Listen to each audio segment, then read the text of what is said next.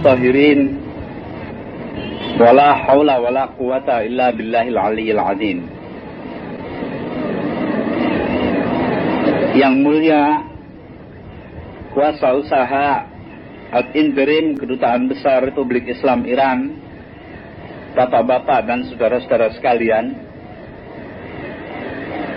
saya merasa mendapat kehormatan sangat besar dengan ajakan dari Bapak Dr.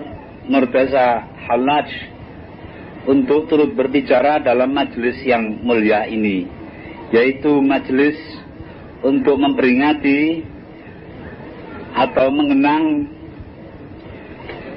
tahun ketiga dari wafatnya Al-Maghfurlah Ayatullah Ruhullah Al-Musawi Al-Khumaini.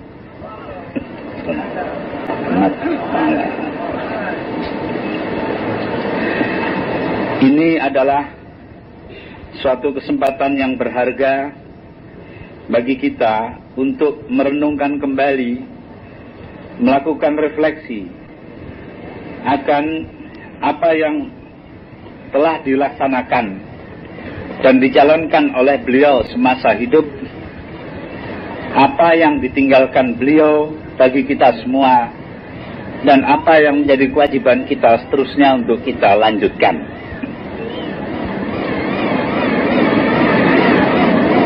Beliau adalah seorang pejuang besar, seorang tokoh sejarah yang namanya terukir tidak akan dapat dihapuskan dari sejarah dunia.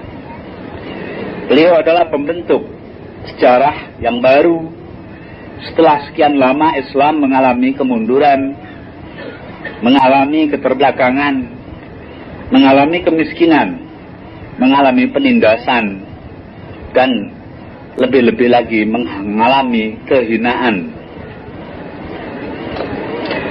Dengan perjuangan yang tidak berhenti, tiada hentinya selama hidup beliau yang sampai berusia lebih dari 80 tahun, melalui jalan sebagai seorang ulama, seorang alim yang menggunakan hanya satu cara, yaitu cara mengajar, mengajak dan menyampaikan ajaran. Beliau telah berhasil merubah jalan pikiran tidak hanya bangsa Iran yang menjadi saudara kita bangsa Indonesia sebagai sesama muslimin, tetapi juga seluruh dunia Islam, dan bahkan sebenarnya merubah jalan pikiran seluruh dunia dari masa kini hingga seterusnya. Bagaimanapun juga pikiran-pikiran dan contoh keteladanan yang beliau berikan telah memberikan bekasnya tersendiri sebagai sesuatu yang tidak dapat dihapuskan. Republik Islam telah berdiri di Iran dan untuk kemudian akan diteruskan di mana-mana. Ini adalah suatu rintisan sangat dahsyat, suatu perubahan yang tidak tanggung-tanggung dalam cara hidup kaum muslimin. Kalau Nabi kita, Nabi besar Muhammad sallallahu alaihi wasallam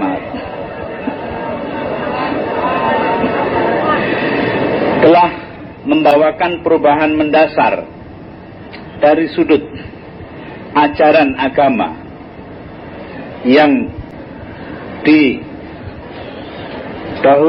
oleh tauhid, merubah seluruh sejarah umat manusia dari sudut pemikiran, dari sudut pemahaman akan hubungan manusia dengan Tuhan. Maka Al-Maghfurlah Imam Khumaini telah berhasil membawakan suatu stadium baru dari perjuangan Islam, yaitu bahwa pelaksanaan ajaran Islam harus dilakukan melalui cara mengembangkan sebuah sistem kehidupan. Jadi tidak dapat hanya sekedar ajaran saja, tetapi merupakan sesuatu yang harus manhaji, sesuatu dengan sistem tertentu yang dilaksanakan secara total dan dengan konsekuensi-konsekuensinya sendiri. Mungkin kita semua dapat saja berbeda pikiran dengan beliau mengenai bentuk dari sistem yang akan dikembangkan. Mungkin kita bahkan dapat berkelahi dengan beliau mengenai bagaimana cara sistem itu akan diberlakukan. Tetapi satu hal yang jelas bahwa kalau memang kita benar-benar orang Islam, kita harus mampu menerima dan memahami bahwa ajaran Islam hanya dapat dilaksanakan dalam suatu keutuhan yang bersifat sistem. Jadi tidak bisa hanya sekedar dalam bentuk lepas-lepas antara ibadah, tidak ada kaitannya dengan muamalah, antara ta'lim tidak ada kaitannya dengan siasah, antara perjuangan tidak ada kaitannya dengan hubungan sosial. Semuanya itu harus dijalin dengan satu ikatan tauhid yang kuat, dengan suatu ketundukan yang mutlak kepada hukum-hukum agama. Bahwa ketundukan mutlak kepada hukum agama dapat diwujudkan dalam bentuk legislasi atau dalam bentuk pengembangan etika sosial, itu hanyalah perbedaan di dalam cara kita menerapkan Islam dalam kehidupan kita. Tetapi sekali Islam kita terapkan, maka penerapannya harus menyeluruh, harus meliputi sisi-sisi kehidupan yang berbagai-bagai. Karenanya, saya rasa tidaklah salah kalau kita katakan bahwa Al-Maghfurlah Imam Ruhullah Khomeini adalah tapak dari sistem yang berlandaskan kepada ajaran Islam, sedangkan ajaran itu sendiri dibawakan dari haribaan Allah Subhanahu wa taala kepada kita oleh junjungan kita Nabi Muhammad sallallahu alaihi wasallam. Tentunya di kemudian hari akan ada sisi-sisi lain dari pengembangan kehidupan kaum muslimin yang memerlukan kesungguhan, tekad yang keras, keuletan luar biasa untuk diwujudkan secara nyata dalam kehidupan. Itu tidak lain merupakan penerusan dari apa yang telah dirintis oleh Imam Ruhullah Khomeini. Karena memang secara demikian, dari satu ke lain tahap memerlukan waktu yang sangat panjang. Karena tiap-tiap tahap harus dikonsolidasikan, harus dikokohkan, dan harus disediakan kemungkinan-kemungkinan pengembangannya. Kalau tidak, maka apa yang telah dicapai akan dapat segera runtuh dalam sekejap mata, sebagaimana yang terjadi pada komunisme yang kita lihat dalam 5 tahun terakhir ini. Jadi karenanya, konsolidasi merupakan bagian yang tidak bisa diingkari dari keharusan kaum muslimin dimanapun untuk meneruskan apa yang telah dirintis oleh Imam Ayatullah Ruhullah Khomeini. Sebab dengan cara beliau menyatakan Islam dalam bentuk yang utuh sebagai sistem, maka siapapun, termasuk yang tidak hidup di dalam sistem yang beliau buat, terikat dengan keharusan untuk mengkonsolidasikan apa yang telah dicapai itu. Karenanya bagi kaum muslimin di Indonesia dan kaum muslimin di bagian-bagian lain dari dunia ini, kalau memang benar-benar mereka merasa terpanggil untuk mengembangkan ajaran Islam, tidak bisa lain harus bersikap jelas, yaitu merasa senasib seperjuangan dengan bangsa Iran yang telah atau yang sedang berada dalam masa konsolidasi dari sistem yang diwariskan oleh pemimpin besar mereka itu. Ini adalah sesuatu yang sifatnya historis, sesuatu yang sifatnya hukum sejarah di mana-mana berlangsung dalam keadaan dan bagi sistem apapun. Kita semua adalah orang yang mempelajari sejarah secara luas, bukan orang yang sempit pandangan, yang sekedar hanya mengambil sisi-sisi kita saja. Kita belajar dari kejayaan dan kemudian kehancuran peradaban-peradaban di seluruh dunia, baik peradaban Islam maupun peradaban-peradaban lainnya. Peradaban Islam yang menjadi salah satu oikumene dunia dari 16 oikumene dunia yang diklasifikasikan oleh Arnold Jacob Toynbee. Kita lihat masa dari oikumene Islam sebenarnya sangatlah panjang. Dia tidak berhenti hanya dengan hancurnya kerajaan-kerajaan Islam. Dia tidak berhenti hanya dengan munculnya kerajaan-kerajaan baru, negara-negara baru yang menentang negara-negara Islam. Bahkan dia tidak berhenti hanya karena bangsa-bangsa lain mengadu domba, memecah belah, dan membuat kaum muslimin bercerai-berai. Tidak. Peradaban Islam berjalan terus karena dia berlandaskan tauhid dan dibungkus di dalam bungkusan rapat berupa syariah, akhlak, dan ilmu tradisi keilmuan Islam. Itulah yang diwariskan oleh para ulama kita dari masa ke masa, dari mulai Ahdul Khulafa al-Ula sampai kepada masa sekarang dan insya Allah ke masa yang akan datang. Dalam tradisi sedemikian itu, sekali-sekali bila waktunya tepat, kondisinya memungkinkan, dan kematangan pandangan telah dapat dicapai, maka akan muncul pemikir, pejuang, dan perintis seperti yang kita lihat pada tokoh Imam Khomeini. Ini adalah suatu hal yang sangat menyejukkan hati. Karena bagi kita setelah sekian lama, kita mengalami kemunduran, keterbelakangan, dan penindasan serta kehinaan, maka kita masih bersyukur pada bagian kedua abad ke-20 ini kita masih melihat terwujudnya cita-cita Islam dalam bentuk negara Islam di Iran. Tentu kita tidak dapat melupakan kenyataan, menutup mata terhadap hambatan-hambatan, mungkin kesalahan-kesalahan, dan mungkin juga penyimpangan-penyimpangan yang terjadi dimanapun, karena memang sudah demikian watak manusia. Al-insan mahallul khata' wa nisyan.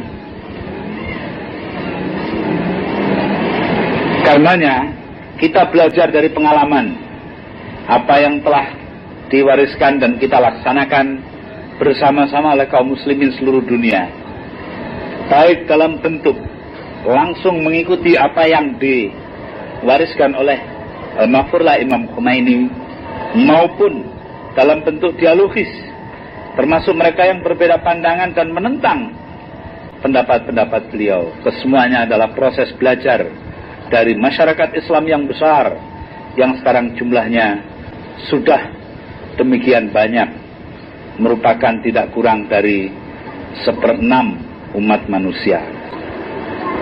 Ini adalah satu proses besar di mana kita satu sama lain di dalam bersama-sama sependirian tidak boleh lalai untuk saling mengingatkan dan saling menjaga. Tetapi apabila kita mendapati perbedaan dan kalau perlu pertentangan pendapat, maka kita senantiasa sadar bahwa orang yang berbeda dengan kita pendapatnya itu adalah saudara kita juga, adalah orang-orang yang sama cita-citanya dengan kita. Karena itu saya menganggap bahwa kita menyelenggarakan majelis semacam ini, yaitu untuk mengenang 3 tahun wafatnya Imam Khomeini, sebagai suatu kesempatan berharga untuk meneguhkan kembali kesatuan di antara kita sesama kaum muslimin, yang kebetulan di sini adalah antara kita kaum muslimin di Indonesia dan kaum muslimin di Iran. Tentu kita masih merasakan pedihnya penderitaan saudara-saudara kita sesama kaum muslimin di bagian-bagian lain dari dunia.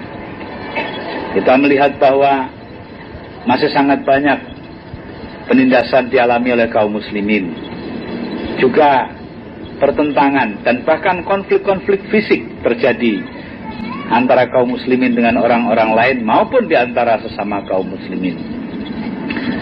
Dan kita harus jujur, itu juga terjadi di negeri kita. Jadi ini adalah suatu kenyataan pahit yang sebenarnya akan mematahkan semangat kita, akan memudarkan harapan kita, akan melembekkan tekad kita. Tetapi justru dengan mengaca, melakukan refleksi atas apa yang telah dicapai oleh Al-Maghfurlah Imam Khomeini, semangat kita, tekad kita, harapan kita menguat kembali dan muncul kembali dalam bentuk yang lebih baik daripada yang sudah-sudah. Ini saya rasa adalah suatu hal yang sangat perlu mendapatkan perhatian kita. Karena kadangkala di dalam kita bertikai ke dalam, atau kita bertentangan dengan orang di luar kita, maka kita seringkali dihadapkan kepada rasa keputusasaan. Tapi justru seorang yang hanya dengan modal tikar sembahyang, hanya dengan modal ayat-ayat Al-Quran yang ada di dalam dadanya, telah mampu merubah sejarah, maka saya rasa kita semua juga secara kolektif, kalau tidak secara individual, akan mampu melakukan perubahan-perubahan besar dalam kehidupan masyarakat kita, menuju kepada keadilan yang tuntas, menuju kepada kesejahteraan yang diingini oleh Islam, menuju kepada pembebasan diri manusia dari segala hambatan untuk mewujudkan arti dan nilai dirinya sendiri bagi kehidupan ini secara keseluruhan. Nilai-nilai Islam adalah nilai-nilai esensial dari kemanusiaan, dan karenanya Islam merupakan suatu rahmat bagi seluruh alam. Nah, tinggalan dari Imam Khomeini untuk kita semua adalah bagaimana mewujudkan sistem yang membawakan nilai-nilai Islam itu secara tuntas, secara utuh, bukan hanya sekedar secara sepotong-sepotong.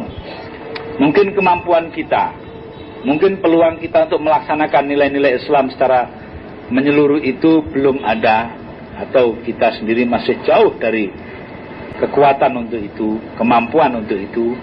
Tetapi saya rasa selama kita bertekad terus untuk mewujudkan nilai-nilai Islam dalam kehidupan masyarakat secara utuh, maka kita betapapun berbeda dari sama bagi saudara-saudara generasi muda. Saya sudah berumur 51 tahun, karenanya sudah waktunya merasa diri sebagai generasi tua. Tentu melihat bahwa tantangan yang ada di hadapan kita untuk mewujudkan keadilan yang tuntas, untuk mewujudkan dengan kehidupan yang membawakan nilai-nilai yang hakiki dari kemanusiaan sebagaimana dibawakan oleh Islam. Tentu tantangan ini tidak mudah untuk diwujudkan, Tetapi dengan datang ke majelis ini kita akan pulang dengan perasaan kuat bahwa hal itu akan dapat kita wujudkan lambat atau cepat. Saya rasa saya tidak akan berpanjang-panjang karena nanti kita akan mendengarkan amanat dari Hujjatul Islam Murtadawi. Karena itu saya cukupkan dengan permintaan maaf apabila di sana sini ada kekurangan dan kesalahan dalam apa yang saya kemukakan tadi. Wabillahi taufiq wal hidayah war ridha wal inayah.